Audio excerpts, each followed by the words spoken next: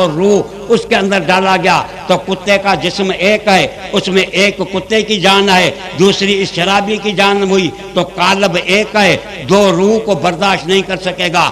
60 کے بلف کے اندر اگر 100 کا پاور آئے گا تو لوس ہو جائے گا۔ ایک جوتے کو میں 2 پاؤں ڈالیں گے تو جوتا ٹوٹ جائے گا، ایک پیران 2 ملوں کو پہناؤ گے تو وہ چھین لیں گے اس کو، وہ باقی نہیں رہے گا۔ تیسرے نمبر کی بات یہ ہے سمجھیں کہ اس ہاتھ نے شراب کا گلاس پکڑا، اس منہ نے مزہ لیا، اس پیٹ نے اس کو جگہ دی، مرنے کے بعد اس کا روح کتے کے پیٹ میں گیا اور لاٹھی لگی کتے کو، عیش کیا اس جسم نے، یہ خدا کے عدالت کے بھی خلاف ہے۔ اس وجہ سے نظریہ جو ہے وہ وہی ہے جو انبیاء علیہ السلام نے پیدا کیا، فرمایا کہ جزا اور سزا حق ہے۔ دنیا کے اندر 2 قسم کے آدمی ہیں، ایک وہ آدمی جن کو جزا اور سزا پر ایمان نہیں، ایک وہ آدمی جن کا جزا اور سزا پر ایمان ہے۔ دنیا کی تاریخ کو دیکھو کہ وہ لوگ جن کا آخرت پر ایمان ہے، جزا اور سزا کے قائل ہیں، انہوں نے دنیا کو تکلیف نہیں دی ہے، دنیا کو مصیبت میں مبتلا انہوں نے کیا ہے جو جزا اور سزا آخرت اور قیامت کے قائل نہیں ہے، جس کا نظریہ یہ ہے کہ جو کام کروں گا اس کی پوچھا مجھ سے کی جائے گی، اس پر نیکی یا سزا مجھے دی جائے گی، وہ ہر قدم احتیاط کے ساتھ رکھے گا۔ لیکن جس کا یہ نظریہ نہیں ہے، اس کو شراب پینے میں بھی دقت محسوس نہیں ہوگی، کسی کے قتل کرنے میں بھی تکلیف نہیں ہوگی، کسی کے مارنے میں بھی تکلیف کسی قسم کی نہیں ہوگی۔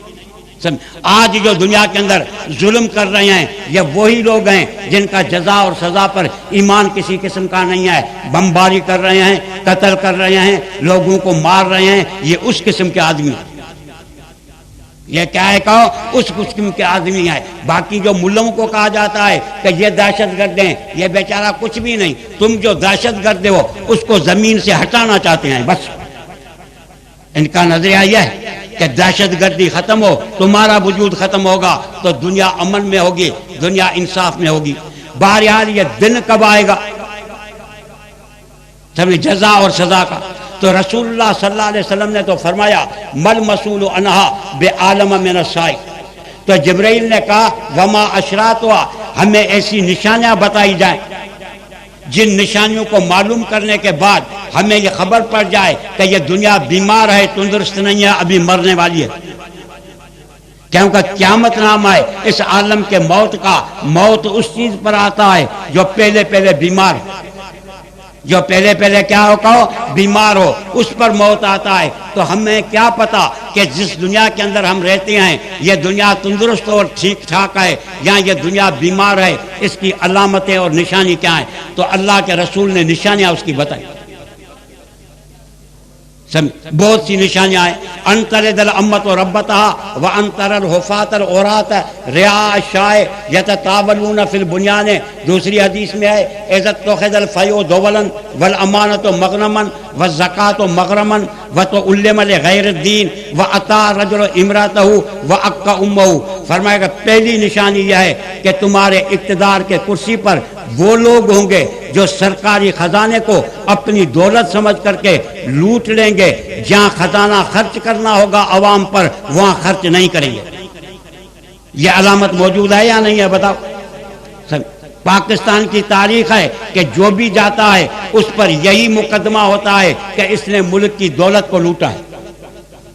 لوٹنے والے کون ہوتے ہیں؟ کون ملک کے دولت کو لوٹنے والے، خزانوں کو خالی کرنے والے، ملک کو مقروض بنانے والے یہی ہوتے ہیں۔ لیکن جن کا جزا اور سزا پر ایمان تھا وہ اس بات سے ڈرتے تھے رجال اللہ تلہیہم تجارت ولا بیع عن ذکر اللہ، ان کو حکومت ملے یا تجارت کے مالک بن جائیں لیکن یہ چیزیں ان کو اللہ کے یاد سے غافل نہیں بناتی تھی۔ اقتدار کے کرسی پر آنے کے بعد بھی ایک پیسہ خیانت کا انہوں نے کبھی بھی نہیں کیا کہ سرکاری مال کے اندر خیانت کی جائے۔ عمر بن عبدالعزیز ہے، ایک بھوکا آدمی اس کے پاس آیا، اس نے کہا کہ میرے پاس آٹا کسی قسم کا نہیں ہے، تو سرکاری خزانے میں داخل ہوا لیکن اپنے ناک پر ہاتھ رکھ کر کے پھر داخل ہوا۔ آٹا جو ہے وہ تھیلی کے اندر ڈالا، اس مسکین کے حوالے کیا، جب سرکاری خزانے سے باہر نکلا تو ہاتھ کو ناک سے اٹھایا، لوگوں نے کہا امیر المومنین آپ سرکاری خزانے میں داخل ہوئے تو ناک پر ہاتھ کیوں رکھا؟ کہا اس خزانے کے اندر عنبر رکھا ہوا تھا جس کے سونگھنے کا مجھے حق نہیں تھا۔ یہ کیا تھی؟ کہو ان کے درمیان میں عدالت تھی، انصاف تھی، سرکاری خزانے کا یہ وقت تھی۔ آج وہ بات کسی قسم کی نہیں رہی۔ باقی جو نشانیاں حضور صلی اللہ علیہ وسلم نے بتائی، ان میں حضور صلی اللہ علیہ وسلم نے فرمایا جب دنیا کے اندر 5 چیزیں ظاہر ہو جائیں تو تم سمجھ لینا کہ یہ عالم تباہ ہے، یہ برباد ہے، یہ عالم سکرات کے اندر ہے، ختم ہونے والا ہے۔ ایک بات یہ ہے کہ انسان کے نسب کی حفاظت نہیں ہوگی، دوسری بات یہ ہے کہ انسان کے عقل کی حفاظت نہیں ہوگی، تیسری بات یہ ہے کہ انسان کے دین کی حفاظت نہیں ہوگی۔ جب عقل بھی محفوظ نہ ہو، نسب بھی محفوظ نہ ہو، دین بھی محفوظ نہ ہو تو نتیجہ نکلے گا کہ نہ جان محفوظ ہوگی نہ مال محفوظ ہوگا۔ یہ 2 باتیں ان 3 باتوں پر مرتب۔ عرض کیا گیا کہ یا رسول اللہ نسب کیسے محفوظ نہ ہو؟ فرمایا کہ جب زنا عام ہو جائے گی تو انسان کا نسب محفوظ نہیں رہے گا، حرامیوں کا تعداد دنیا کے اندر بڑھ جائے گا، ان میں خیر اور اچھائی کی امید نہیں رکھی جا سکتی۔ جب کیا ہو جائے کہ زنا عام ہو جائے اس وقت میں انسان کا نسب محفوظ نہیں رہے گا، جب نسب محفوظ نہیں رہے گا تو حرامیوں کی تعداد بڑھ جائے گی، ان میں اچھائی کی خیر کی کوئی امید نہیں رکھ سکتا ہے۔ اب آپ خود دیکھو کہ یہ چیز موجود ہے یا نہیں۔ اپنے ممالک کو آپ ہی پہچانتے ہو، لیکن یورپ کے رسالے پڑھو کہ 70% انسان یورپ کے اندر، امریکہ کے اندر، برطانیہ کے اندر بغیر باپ کے ہیں، ان کا باپ نہیں۔ مانا حرامیوں کی تعداد کیا ہو گئی؟ کہو بڑھ گئی۔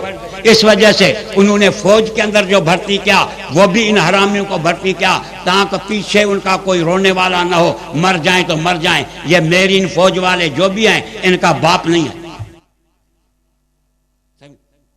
فرمایا نسب انسان کا تباہ ہو جائے گا، وہ تب جب زنا عام ہوگی۔ اب آپ دیکھتے ہیں کہ زنا عام ہے یا نہیں ہے؟ زنا کیا ہے؟ زنا عام کب ہوگی؟ فرمایا کہ جب بے پردگی عام ہوگی۔ قرآن فرماتے ہیں وَقَرْنَ فِي بُيُوتِكُنَّ وَلَا تَبَرَّجْنَ تَبَرُّجَ الْجَاهِلِيَّةِ الْأُولَىٰ۔ اے نبی اپنی بیویوں کو جو امہات المومنین ہیں اور آپ پر ایمان لانے والی مومنات کو حکم کرو کہ گھر کے اندر رہیں، وَلَا تَبَرَّجْنَ زینت کر کے گھر سے باہر کسی قسم کی نہ نکلیں۔ جب عورت زینت کر کے گھر سے باہر نکلتی ہے تو رسول اللہ صلی اللہ علیہ وسلم نے فرمایا فَهِيَ قَضَا وَقَضَا اے زانیتن، تو وہ عورت زانی ہے۔ عام لوگوں کے آنکھوں کو زنا میں مبتلا کرتی ہے۔ آنکھ کا زنا ہوتا ہی ہے کہ دوسری عورت کو دیکھا جائے۔ آنکھ کا زنا یہ ہوتا ہے، ہاتھ کا زنا یہ ہوتا ہے کہ کسی اجنبی عورت پر ہاتھ لگایا جائے۔ سمجھے؟ تو فرمایا کہ اس قسم کی عورت زنا کے اندر مبتلا کرتی ہے۔ اب دیکھو کہ بے پردگی عام ہے یا نہیں ہے؟ بازاریں عورتوں سے بھری ہوئی ہیں، بازاریں عورتوں سے بھری ہوئی ہیں۔ جب ہم کہتے ہیں پردہ کرو تو حقوق انسانی والی عورتیں عاصمہ جہانگیر ہمارے اوپر ناراض ہو جاتی ہے۔ کیا کہتی ہے کہ یہ عورتوں کے حقوق پر ڈاکہ ڈالنا ہے، ان کی آزادی کو ختم کرنا ہے، ان کو پابند بنانا ہے۔ یہی کہا جاتا ہے، نہیں چیخا جاتا ہے۔ لیکن اسلام کے اندر اسلام نے جو عورت کو حقوق دیے ہیں، مجھے بتاؤ دنیا کے کس مذہب نے دیے؟ جب حضور صلی اللہ علیہ وسلم نے نبوت کا اعلان کیا تو سرزمین عرب کی حالت یہ تھی کہ وَإِذَا الْمَوْءُودَةُ سُئِلَتْ بِأَيِّ ذَنبٍ قُتِلَتْ۔ بیٹی کو زندہ قبر کے اندر جو ہے وہ دفن کیا جاتا تھا، کوئی پوچھنے والا نہیں تھا، اس کو فخر جو ہے وہ بنایا جاتا تھا۔ اس ماحول میں اللہ کے رسول نے اعلان فرمایا ہنیئا لکم علی بناتکم، لوگ آپ کو بیٹوں کے پیدا ہونے پر خوشخبری اور مبارکباد دیتے ہیں، محمد مصطفیٰ آپ کو بیٹی کے پیدا ہونے پر مبارکباد دیتا ہے۔ عورت کا مقام بڑھایا گیا یا نہیں بڑھایا گیا؟ کہو عورت کا مقام کیا بڑھایا گیا؟ اب یہ خوشخبری کوئی معمولی تھی؟ حضور صلی اللہ علیہ وسلم گھر کے اندر تھے، ایک عورت آئی جس کے پستان پر لڑکی تھی، لیکن حضور کو عرض کیا کہ یا رسول اللہ کھانا نہیں ہے 3 دن سے، سمجھے پستانوں نے بھی دودھ سے جواب دے دیا ہے میں بھی بھوکی ہوں اور میری بیٹی جو ہے وہ بھی بھوکی ہے. حضور اندر گئے, اماں عائشہ کو کہا ما عندک یا عائشہ, کوئی کھانے پینے کی چیز ہے؟ کہا ایک ہی کھجور ہے جو آپ کے روزے چھوڑنے اور افطاری کے لیے ہے. فرمایا میں روزے کا افطار پانی پر کروں گا, یہ کھجور اس لڑکی کی ماں کو دے دو. جب لڑکی کو ماں کو ملی فشکتھا نصفین, اس نے چیر کر کے دو حصے کیے, آدھا حصہ اپنے منہ میں ڈالا, آدھا حصہ لڑکی کا دیا. ایک ہی کھجور جو اللہ کے رسول کے ہاتھ سے نکلی تھی اس کا آدھا عورت نے کھایا تو اتنا اس کو پستانوں سے بھی دودھ بہنے لگا اور اس لڑکی جو ہے اس کی بھی بھوک جو ہے وہ ختم ہو گئی. حضور نے یہ حالت دیکھ کر کے حضرت عائشہ کو فرمایا جو تکلیفیں لے کر کے بیٹیوں کی اس طرح پرورش کرتا ہے محمد ضامن ہے کہ اللہ اس کو جنت میں داخل کرے گا. سمجھ میں آئی بات؟ یہ اسلام نے ان کو عورتوں کو حقوق نہیں دیا. پھر تو بہت مسائل ہیں, لیکن جب جب یہ عورت بڑی ہو کر کے کسی بیٹے کو یا بیٹی کو پیدا کرتی ہے تو فرمایا گیا کہ اب جنت جو ہے وہ اس داڑھی کے اندر نہیں ہے, اس پگڑی کے اندر نہیں ہے. جنت کو اللہ نے ماں کے پاؤں کے نیچے رکھا ہے. جب تک یہ راضی نہیں ہوگی تب تک تیری داڑھی تجھے جنت میں نہیں پہنچائے گی. مقام ہے یا نہیں ہے؟ یہ اسلام نے دیا تھا. آج کیا ہے کہ ہمیں آزادی ہو, آزادی کے بعد تم نے عورتوں کو حقوق کیا دیے ہیں؟ حقوق یہ دیا کہ عورت کو ایڈورٹائز کی چیز بنا دی. بازار پوری میں دیکھو کہ چائے کی ایڈورٹائز کرنے والی, بوتل کی کرنے والی, شادی کرنے والی, بلیٹ کی ایڈورٹائز کرنے والی عورت ہی عورت ہوتی. ہر بورڈ پر اس کا فوٹو ہوتا, ہر بورڈ پر. جو چیز پاک دامن تھی, حیادار تھی, جس کی عزت اسلام نے کی تھی, اس کو تم نے بازار کے بکری کی چیز بنا دی. اس کی حیا اور شرم کو ختم کر دیا. نتیجہ کیا نکلا کہ جب بے پردگی عام ہو گئی تو زنا جو ہے وہ بھی عام ہو گئی. بے پردگی عام کب ہوگی؟ وظاہرت الکائنات والمعازف. فرمایا جب گانے بجانے کی رنڈیاں اور گانے بجانے کے اوزار کثرت سے ہو جائیں گے. آج آپ دیکھو کہ جو بوڑھے آپ کے اندر ہیں ان کے گھروں کے اندر پرانے زمانے کے اندر کوئی گانے والی آتی تھی تو اس کو ہم کہتے تھے کنجری ہمارے گاؤں میں آئی ہے. کوئی گانے والا آتا تھا تو اس کو ہم کہتے تھے کہ بھڑوا ہمارے گاؤں میں آیا. آج ان بولوں کا دور ختم ہوا. جب تمہارا دور آیا ہے تو جو کنجری تھی تمہارے باپ کے پاس وہ تیرے پاس اداکار ہے, جو بھڑوا تھا تیرے باپ کے پاس وہ تیرے پاس فنکار ہے. اس کو اداکار کہا جاتا ہے, فنکار کہا جاتا ہے. برائی جو ہے اس کو عام پھیلایا جاتا ہے. اب تم دیکھو کہ گانے بجانے کے بھی اوزار کتنے ہیں. ریڈیو بھی آ گیا, ٹیپ ریکارڈ آ گیا, پھر ٹی وی آ گئی, وی سی آر جو ہے وہ بھی آ گئی, اب کیبل بھی آ چکا ہے. فقط سوچ کو کھولنا ہے کہ دنیا کے جو بھی ننگے ہیں امریکہ اور برطانیہ کے سب ہمارے گھر کے اندر موجود ہوتے ہیں. بیوی بھی دیکھ رہی ہے, بیٹی بھی دیکھ رہی ہے, 10 بجے تک نہ 2 بجے تک دیکھ رہی ہے, 2 بجے تک فلمیں اور ننگی تصویریں سمجھیں سب دیکھ کر کے سوتے ہیں. اب مجھے بتاؤ فجر کے نماز پر اٹھتے ہیں سمجھیں, کوئی 11 بجے اٹھنے والا, کوئی 12 بجے جو ہے وہ اٹھنے والا ہے. اس پورے نے ہماری تباہی کر دی. وہ مسلمان کا گھر جس کا شان یہ تھا کہ رات کو تہجد پڑھا جائے, قرآن کی تلاوت کی جائے, وہ گانے اور بجانے کا شکار ہو چکا.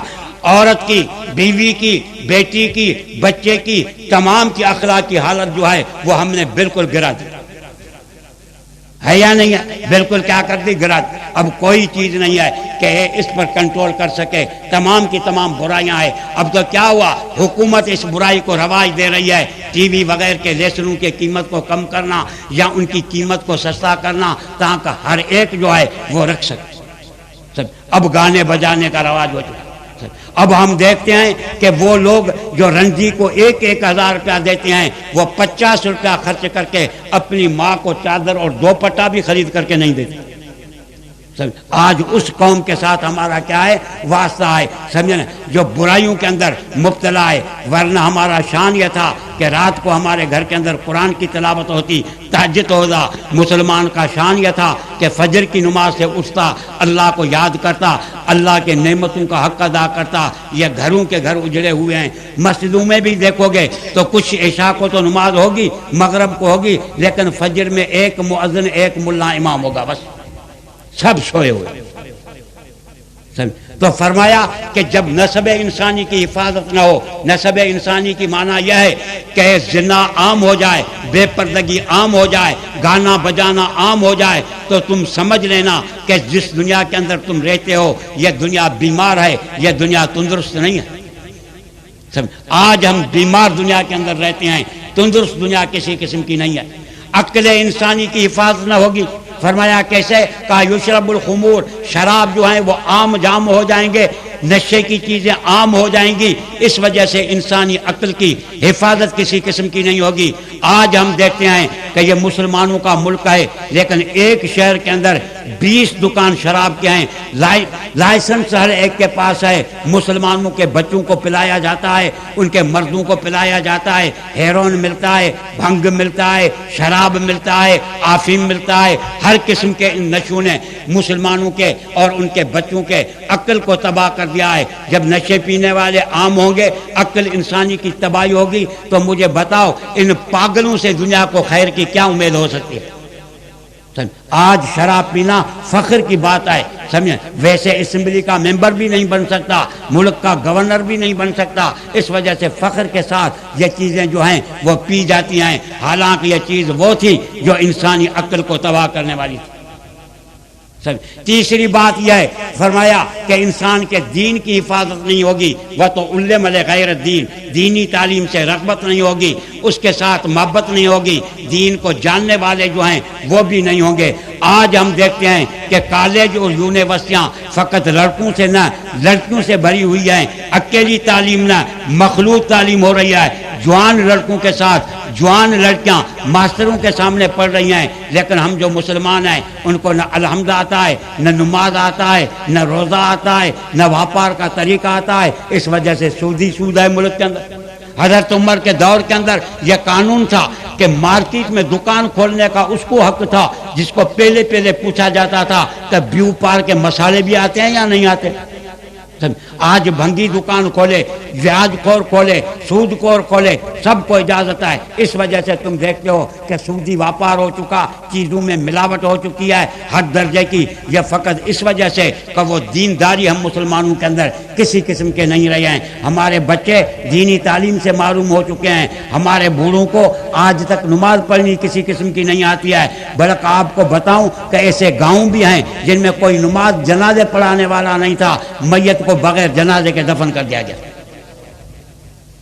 اس قسم فرمایا جب یہ 3 قسم کی چیزیں ہوں گی تو 2 چیزوں کی حفاظت نہیں ہوگی، نہ جان کی حفاظت ہوگی نہ مال کی حفاظت ہوگی۔ اب جان کی حفاظت ہے، بڑے بڑے شہر چھوڑو، چھوٹے شہروں کے اندر کتنے انسان مرے ہوئے ہیں مسلمانوں کے۔ دیکھو کہ عراق کے اندر، یہاں پاکستان کے اندر، یہاں وزیرستان کے اندر، یہاں وانا کے اندر، یہاں کشمیر کے اندر، یہاں تھائی لینڈ کے اندر مسلمان کتنے بے شمار مرے ہوئے ہیں جن کو دفن کرنے والا بھی کوئی موجود نہیں ہے۔ کراچی کے بوریوں کے اندر انسان بند ہوتے ہیں، جب بدبو ہوتی ہے تو ان کو گٹروں سے نکالا جاتا ہے۔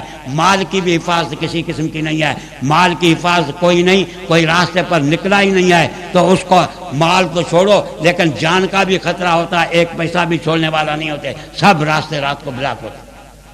یہ جو تباہی آ رہی ہے کہ ہماری جان محفوظ نہیں ہے، مال محفوظ نہیں ہے، یہ تمام کی تمام تباہی اور بربادی اس وجہ سے آ رہی ہے کہ جس دین کی وجہ سے ہماری عزت تھی، جس دین کی وجہ سے ہمارا اکرام تھا، ہم نے دین کو چھوڑ دیا، اللہ نے ہماری عزت کو ختم کر دیا۔